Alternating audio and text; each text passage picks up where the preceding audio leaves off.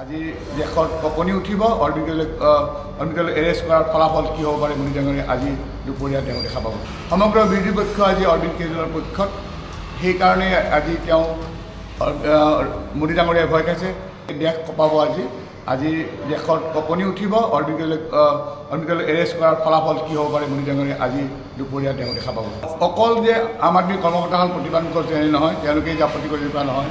সমগ্ৰ বিৰোধী পক্ষ আজি অৰবিন্দ কেজৰিৱালৰ পক্ষত, সেইকাৰণে আজি তেওঁ মোদী ডাঙৰীয়াই ভয় খাইছে। অকল সেয়াই নহয়, যোৱা নিশাৰ পৰা সমগ্ৰ ভাৰতবৰ্ষৰ যুৱচাম আৰু মহিলাসকল অৰবিন্দ কেজৰিৱালৰ পক্ষত থিয় হৈছে। গতিকে দেশ কঁপাব আজি দেশত কঁপনি উঠিব অৰবিন্দ এৰেষ্ট কৰাৰ ফলাফল কি হ'ব পাৰে মোদী ডাঙৰীয়া আজি দুপৰীয়া তেওঁ দেখা পাব। যোৱা নিশা বিজেপিৰ চৰকাৰে, মোদী চৰকাৰে অৰবিন্দ কেজৰিৱাল ডাঙৰীয়াক এৰেষ্ট কৰি তেওঁ এটা ফেচিবাদৰ পৰিচয় দিলে। যোৱা 2 বছৰ ধৰি এটা সুৰা কেলেংকাৰী বুলি তেওঁলোকে এটা বিষয় উলিয়াই লৈছিলে, যিটো বিষয়ে কোনো সত্যতা নাই। সেইটোৰ ওপৰত যোৱা 2 বছৰ ধৰি বিভিন্ন ঠাইত 1000ৰ ওপৰৰ ঠাইত তেওঁলোকে তালাচী চলাইছিলে, য'ত 1 পইচাও তেওঁলোকে পোৱা নাই। 500তকৈ অধিক মানুহক তেওঁলোকে সোধপোছ কৰিছে, কেইবাগৰাকী শিক্ষক নেতাক আৰু অন্যান্য ব্যক্তিকো এৰেষ্ট কৰিছে। কিন্তু তথাপিও তেওঁলোকে কোনো ধৰণৰ প্ৰমাণ পোৱা নাই। যোৱা 2 বছৰ তাৰপিছতো তেওঁলোকে যোৱা নিশা অৰবিন্দ কেজৰিৱাল ডাঙৰীয়াক তেওঁলোকে এৰেষ্ট কৰিছে আৰু তেওঁলোকে আচলতে ইয়াত নিশ্চয় ৰাজনীতি জড়িত আছে আৰু তেওঁলোকে আতংকিত হৈছে অৰবিন্দ কেজৰিৱালৰ উত্থান দেখি। আজি সমগ্ৰ ভাৰতবৰ্ষত যুৱচামে, মহিলাচামে আজি অৰবিন্দ কেজৰিৱালৰ যি নীতি আদৰ্শ, যি তেওঁৰ কাম কাজ আদৰি লৈছে আৰু তাৰ বাবেই তেওঁলোকে ভয় খাই আজি অৰবিন্দ কেজৰিৱাল ডাঙৰীয়াক যোৱা নিশা তেওঁলোকে এৰেষ্ট কৰিছে।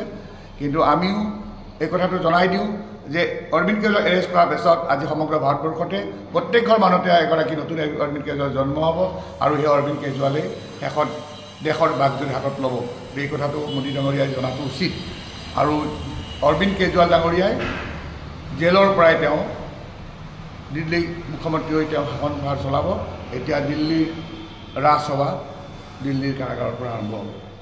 আম আদমি পাৰ্টীয়ে অৰবিন্দ কেজৰিৱালে যিভাৱে বিৰোধীসকলক একেলগ কৰিবলৈ সমৰ্থ হৈছে, যিদৰে একেলগে তেওঁলোকে আছে, কাম কৰি আছে, ইয়াত নিশ্চয় মোদী ডাঙৰীয়াই যথেষ্ট ভয় খাইছে।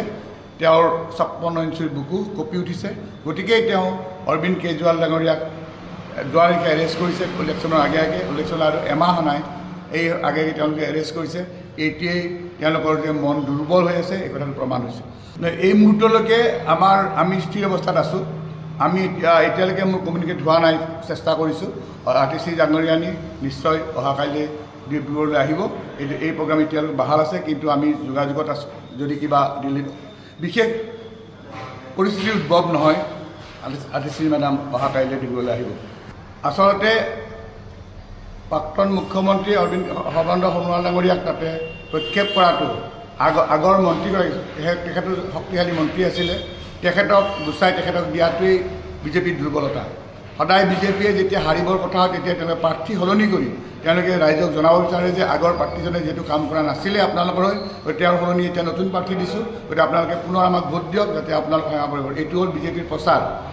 এই কথা ইতিমধ্যে ৰাইজে গম পাইছে, কাৰণ সমগ্ৰ অসমতে, অকল অসমে সমগ্ৰ ভাৰতবৰ্ষৰে যিসকল নেতাই, বিজেপিৰ নেতাই যিসকলে আৰ্টনত গৈ তেওঁলোকৰ কাম কৰিব পৰা নাই, ৰাইজৰ কাম কৰি তেওঁলোকক সলনি কৰি নতুন নেতাৰ প্ৰক্ষেপ কৰিছে আৰু এইটো বিজেপিৰ এটা নীতি।